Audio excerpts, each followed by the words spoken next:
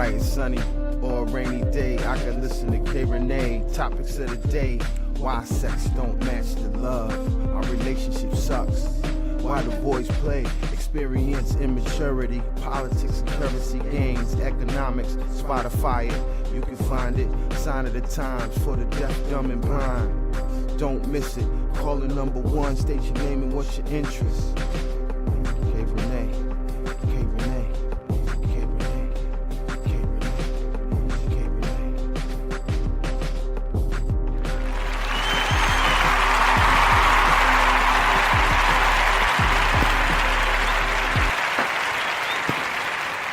Hey, what's going on, everybody? It's your girl, it's K. Renee. I am here live with you right now for the K. Renee Show, and I just want to welcome everybody to the show. And so if you are new to the show, hey, this is going to be a perfect topic for Hump Day Wednesday. I am going to be delivering a message, and I want to know basically how do you feel about unconditional love. So, of course, if you're new to the show, again, welcome to the show.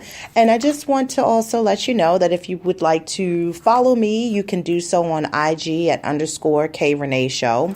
And I'm also on Facebook as Kelly Renee. And you can check my website out, which I have a different little lineup there with the photo gallery. And you can, comment, give feedback. You can look at my YouTube page videos. And that is at kreneeshow.wixsite.com/K Renee Show. So just want to say, hey, it's beautiful here in Baltimore. It is sunny. It is 90 degrees. And it is feeling every bit of summer outside right now. Humid, hot, and just stay hydrated. That's the only thing that I can tell you. Keep yourself hydrated. Drink plenty of water. Make sure you dress in light colored clothing so that it helps to keep you cooler.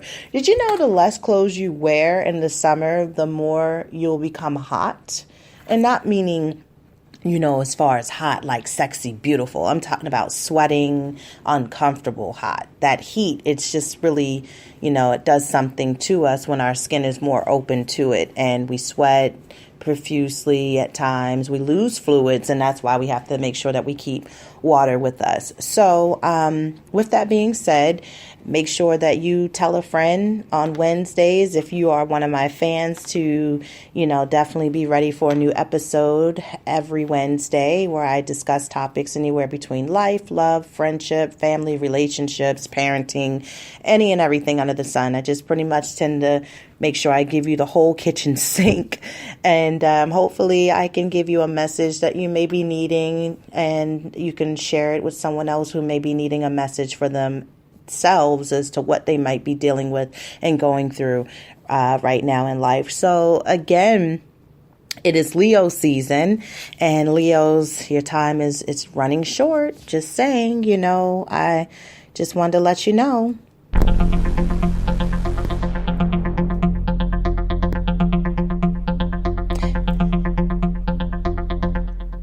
And if you were wondering why I basically, just put that out there with that nice little sound effects, is because of the fact that you already know the best sign is coming up in the zodiac, which is, of course, us Virgos. So I'm excited. September 7th, that is my birthday. Hey, if you would like to, you can also cash app me. I got a cash app. It is K Renee Show. Hey, you can send whatever you want over there. I will not reject it or send it back. Just letting you know. Kelly Renee, K Renee Show. You'll find me. You'll see my picture. But anywho, just to let everybody know, again, new season, new show, new topics, new interviews. I got a couple interviews coming up within the next 2 weeks. And so hopefully you'll be around and you can check those out. I'm on Spotify. If you're not following me on Spreaker, my episodes do load on Spotify, and they will also be posted to my website so that you can tune in to some of my past shows and stay current on everything that I'm doing. So with that being said, as for all of my loyal listeners, you know what this means. That means class is in session, and that means that when I ring that bell, I'm about to school you all on the topic. So shall we talk? Yes, we shall. So let me ask you right now, for those of you, do you know what love is? Do you really honestly know what it means to love someone, to love them for everything, anything they do? Yeah, I just want to know, because some people confuse love with lust. And some people want to honestly believe that unconditional love is something that you give when you're married, in a relationship, whatever the case may be. Love is something that some people tend to throw around as far as the word, and they really don't understand their true feelings or what it is that they're actually feeling. So let's break it down a little bit. What is love? Did you know it is the most Googled question ever to find out what love is? Love is essential to our well-being and often makes life worth living. Most of us would have a different definition if asked to define love. You know, people can have varying degrees of intimacy, passion, and commitment at any one moment in time. That's interesting to know. The first component of love, intimacy, involves feelings of closeness and connectedness and bondedness. The second component, passion, involves feelings and desires that lead to physical attraction, romance, and sexual consummation. I'm about to butcher this whole word. Consummation. Finally, the third component, commitment, include feelings that lead a person to remain with someone and move toward shared goals. And finding a balance between needs for sex and needs for love is essential. There are three components as far as the theory to interact in a systemic manner, pinging off of each other. From this, 7 kinds of love experiences may occur. Types of love may vary over the course of a relationship as well. The types of love represented within the triangle are the following: infatuation, empty love, romantic love, compassionate love, fatuous love, and finally the most ideal, consummate love. Infatuation is characterized by lust and passion, and there has not been enough time for a deeper sense of intimacy, romantic love, or consummate love in the beginning of the relationship. The other forms of love may eventually develop after infatuation phase eases up. And the initial infatuation was and often is so powerful that people can carry a torch for one another, not completely knowing if they have what it takes for a sustaining, deeper, and lasting love. Empty love is characterized by commitment, but without passion or intimacy. At times, a strong love deteriorates into empty love. The reverse may occur as well. And for instance, an arranged marriage may start out empty, but flourish into another form of love over time. And, there are still some cultures who arranges marriages for, people who they're supposed to marry. They know that from birth, etc. And that could be scary. That, to me, is like going onto a dating site and being blinded of not even knowing what you're about to expect or what you can expect. Romantic love bonds people emotionally through intimacy and physical passion. Partners in this type of relationship have deep conversations that help them know intimate details about each other. And some people confuse intimacy with sex, and intimacy doesn't have anything to do with sex. Intimacy is something of understanding and having a connection and a feeling and a bond with each other on a mental level where you share space together. It could be the fact of just the closeness. That's intimacy. Some people long for intimacy. They enjoy a sexual passion and affection. These couples may be at the point where long-term commitment or future plans are still undecided.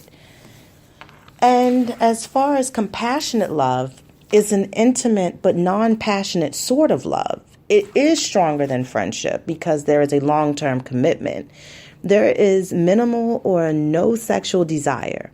This is often found in marriages where the passion has died, but the couple continues to have deep affection or strong bond together. And this may also be viewed as the love between very close friends and family members.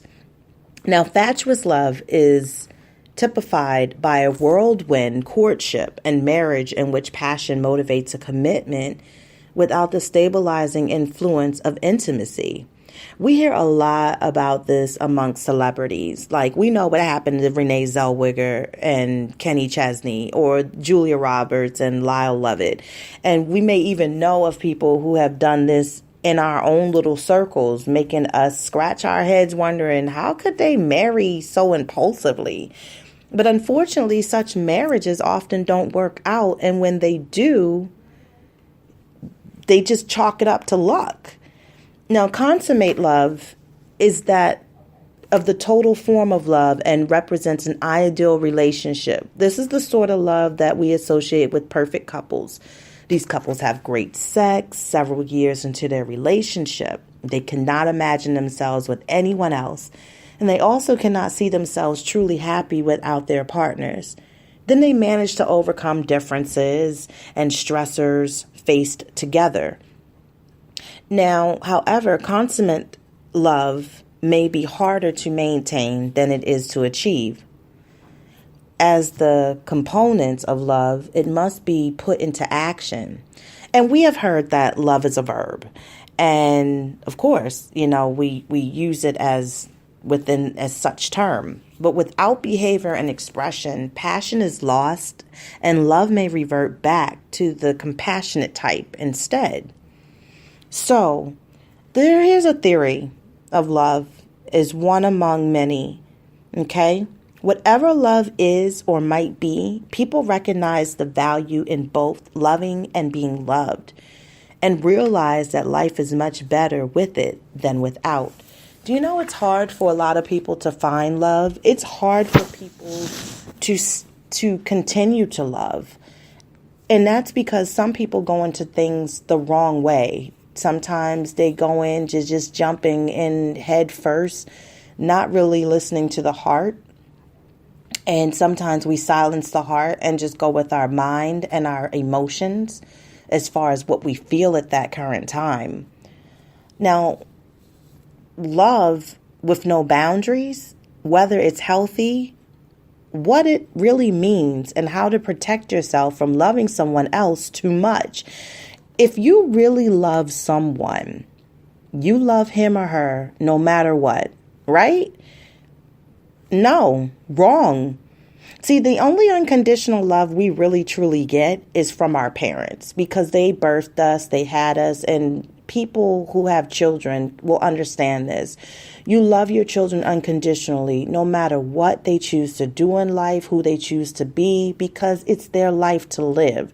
They have to find who they are and find themselves as they journey through this thing called life. While most of us would probably answer off the top of our heads that true love should be completely unconditional, when you really analyze the issue, though, the reality is that there have to be boundaries in order for two people to exist healthy in a reciprocal and loving partnership. Without conditions, you will likely find yourself in an emotional freefall. So with that in mind, we decided to pretty much look at issues a little bit more deeper when we are assessing what it is that we have, how you can love with all your heart while still keeping your head on straight. So love does blind you. You ever look back on a past relationship and wondered, wow, how did I not see those red flags? Well, you should try to cut yourself some slack, because sometimes we're blinded, because there may be actually a biological force in play, which is in addition to your emotions. Okay, so again, romantic love actually suppresses the brain waves which are associated with critical social assessment of other people and negative emotions. And this was based on a research study at the University College in London in the UK. In other words, like once you get close to a person, like falling in love. Your brain has a reduced need to assess the nature of that person's character and resist harboring any negative emotions towards him or her. Yeah, so you can be literally blinded by love. The suppression of neural activity in areas involving critical thinking and judgment suggests that love is not only blind, but also sometimes stupid. So this biological reality, compounded by the strong societal pressure to couple, may lead us to forge romantic partnerships that lack the requisite qualities of compatibility in shared lifestyles and our goals. So in other words, we force ourselves into relationships just to have somebody around or to avoid the last single person in the group syndrome. And I be damned, I'm not going to just be with somebody just so that I'm not single. I look for certain qualities, especially when it comes to relationships. It's hard being a single parent and somebody that you may truly love does not even want to have anything to do with children. And let alone, they can't fathom the fact of trying to compromise to get to know your child. And that's a big red flag for me right there in a nutshell. Like, my kid and I are a package deal. So anyone that I am with in the future has to accept the both of us because we're one. This is my flesh and blood. And it's, again, someone I'm raising to become the best person they can be in life with whatever it is they decide to do in their life. Now, the problem here is that blind, stupid love can make someone unwilling or unable to see the realities of a poorly matched partner from the outset. So often this results in one person getting blindsided later in the relationship, and that outside observer, which are our good friends, intuit it as an inevitable outcome, which I hear it all too often where people say, I never thought this would happen to me, or I never thought that he or she could do that to me.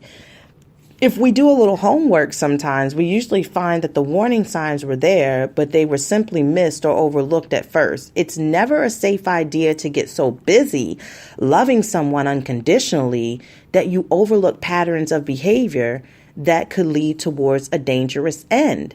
So the definition of unconditional love for people who do speak of unconditional love, it implies love without bounds, limits or reasons. In other words, a love that will stay exactly the way it is today, regardless of any upcoming circumstances or changes in either of the people involved within the relationship.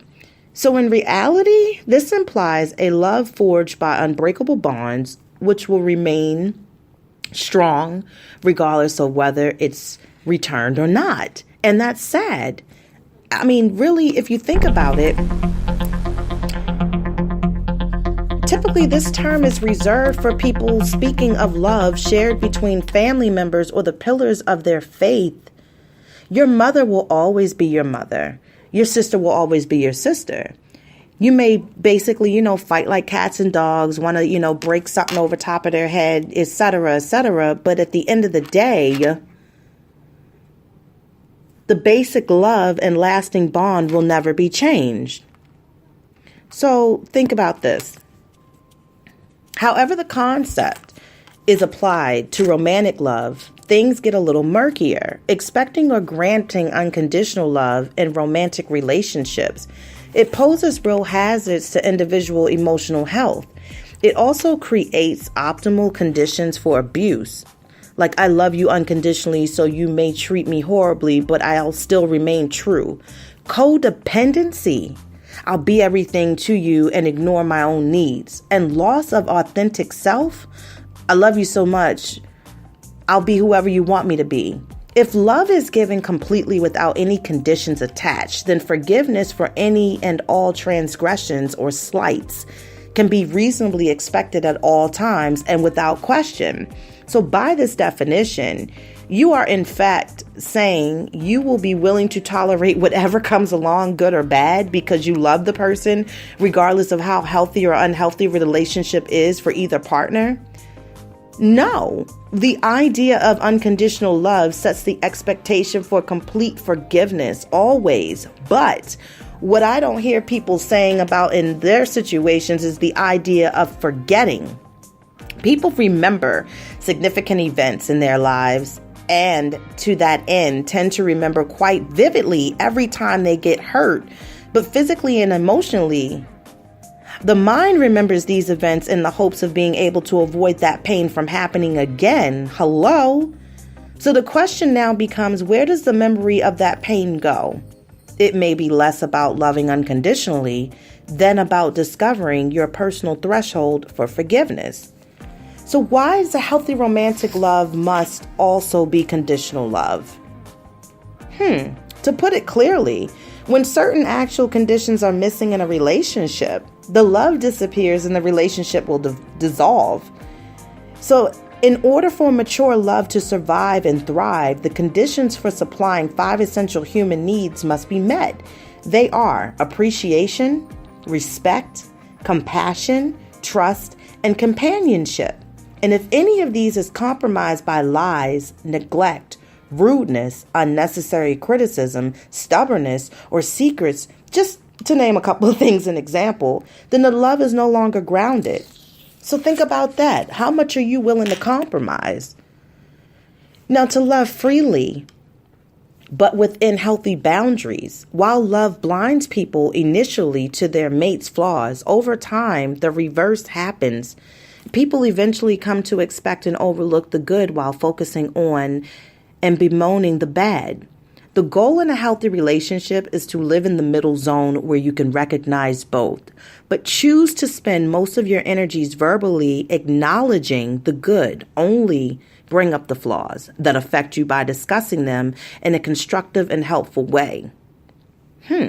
Couples should remain alert to the little moments when they breathe life into their relationship with simple, positive statements like, "Thank you for getting me that glass of soda," and "I'm going to bed now. Just want to say good night." And for most of us, romantic love means being in a relationship with someone that is mutually rewarding, pleasurable, and beneficial. If anything ever happens to change those conditions, that romantic love can and often does fade. Typically, when couples speak of unconditional love, it's with the unspoken understanding that certain criteria will also be met. That is, no one cheats, lies, steals, or abuses the other. But depending on who you are, you may not need all of these criteria to be met in order to proclaim your unconditional love for someone. You may only need 1 or 2 of them to be satisfied. It's different basically for everyone, depending on your temperament and your romantic history or reference point. As long as those basic understandings are being met, a couple can love each other unconditionally, in quotations, without losing anything in the process. It's only when these or basic conditions start to break down that the rationality and logic behind unconditional love should be challenged. So, is there a such thing as unconditional love in marriage? No, there isn't. It's no way. If you was with your husband or your wife today and they're working a job and basically they're saying, "You know what? I'm thinking about getting me a fleet of ice cream trucks, selling ice cream, popcorn, snowballs, working for myself, becoming my own boss. Are you with me?" And they're looking at all of the materialistic things that you all have to continue to keep afloat. The bills have to be paid, the mortgage, if you got children, their needs. Of course, we all have wants. And they're like, nah, that's not reality. Like, you can't just go up and quit your job and decide that you want to have a whole fleet of ice cream trucks. What if we don't make that money back right away? Not within the next year. It might take a couple of years. Is there an unconditional love for the marriage? So think about that. And technically, no. Because your spouse would leave you at the drop of the dime when something isn't going right, money ain't flowing in, And they feel as though that you're now putting them in jeopardy with their life, because remember, whatever vows you took and said to each other, you have to keep true to them, correct? Isn't that right? Yeah, exactly. So let me say this. Perhaps it's time to reframe the idea of unconditional romantic love or unconditional love in more moderate terms. The concept may be more attainable if it's viewed as something that endures despite unfavorable circumstances. In this case, you wouldn't ask yourself or a partner to disregard the relationship's realities, but instead to look at it as the glue that helps you work through obstacles together or strive to compromise with each other in mutually satisfying ways while respecting each other's preset limits and boundaries. With that in mind, you can truly be free to love with all your heart. Which, yeah, that could be the situation as well. So you have to know what it is that you're looking for. I love you regardless of what you do or say to me is absurd. Not only is it unhealthy for the one loving unconditionally, it's also unhealthy for the one on the receiving end. It creates a false ideology. Like an example, love means being completely selfish, putting my own needs and desires above my partner's at all times. In unconditional love-based relationships, the receivers often stagnate in their own personal growth and development by having their narcissistic egocentrism constantly reinforced. The key thing to remember here is that love, unconditional or otherwise, isn't supposed to hurt. So remember that you deserve to be happy too. And so while facing a barrage of hurtful things happening within a relationship, I don't question the idea that people do choose to love unconditionally. The more important question becomes, why would you? So you got to be careful with how you want to look at things and how you want to place titles and how much you want to give out for yourself. Because don't forget, you still have to respect yourself. You still have to have an upholding of your qualities, of what it is that you're going to deal with, compromise with, look past, or address. Romantic love means being in a relationship with someone that is mutually rewarding. Don't forget the different keys to love and levels. Remember, consummate love, fatuous love, compassionate love, romantic love. All these things are what love is. But when you are dealing with someone that wants to see your ideas through, not continue to bring up your past, your faults, the things you do wrong, but more so to praise you for all the positive things you have to offer them and for you all's relationship as a whole, then that's the one you stay with. That's the one you want to choose to be with and to build your happiness with. But nowadays, with marriage and the way that everyone is looking at marriage and to define marriage, where it's less and less of people who are actually making the commitment to get married, is because of the things that they no longer believe in anymore when it comes to relationships. And if you ask yourself and you look at the people around you and you talk to your homegirls or you're talking to your homeboys and they're telling you how many problems and the issues and the stress factor that they're dealing with, and because things are starting to change. Yes, it's just like our looks. It's just like everything we have now, as if you are young, will change as you get older. So when you start to look at life and you get to a point, especially in a marriage, and you've had 17, 25, etc. years together, and you all are changing and things are wanting to be different, or someone is looking to do something different now in life, like how we go through midlife crisis, then you either are going to roll with the punches and go with the flow, because you're going to tell yourself that you've been here so long, why change anything? Or you address it. But just remember, out of this message, stay true to who you are. Hey, listen, it's K Renee. I'm signing off for the day. Hopefully you enjoyed the show. I will see you back here. Yes, thank you so much. Thank you. I'll see you guys back here next Wednesday, and I will talk to you soon. Have a great week. And peace and blessings to you all. Bye.